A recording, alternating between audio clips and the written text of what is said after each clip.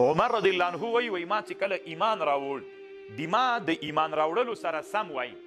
عمر رضی الله عنه وایي ما چې کله ایمان راوړ نو د ما د ایمان راوړلو سره ما دا فکر وکړ چې تر ټولو نه سخت دښمن د رسول الله سلام څوک ده دا مې ځان سره فکر وکړ چې د نبی علیه السلام ډېر دښمن په مکه کې څوک ده فکر مې وکړ چې ابو جهل د نبی علیه السلام سره ډېره دښمني وله وی قصدن ورغلم دروازې ته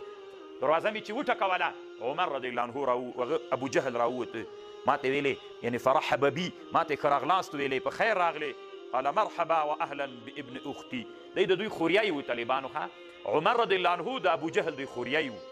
داسې نږدې خوریایي خو یې نه و خو هغه یې ماماګان ول که نه کله د قوم په لحاظ یو څوک ماماګان قلت جئت لاخبرك زه راغلی یم چې په یو شي دې خبر کړم هغه ښه راغلاست ورته ویلې خوریایه څنګه راغلی ده ورته ویلې یو خبر درته کوم اني قد اسلمتو ما اسلام راوړ په دې مې خبرولې چې ودې سوځم فضرب الباب في وجهي دروازه یې داسې په زوره راپسې بیرته بنده کړه وقال قبح الله وقبح ما جئت به الله دې تاوم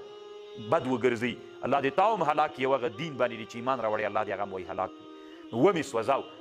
یعنې د اسلام د عمر رضی الله عنه پټ اسلام نه و اسلام د عمر رضی الله عنه داسې اسلام و چې په ښکاره باندې الله عز وجل د عمر رضی الله عنه په اسلام باندې مسلمانانو ته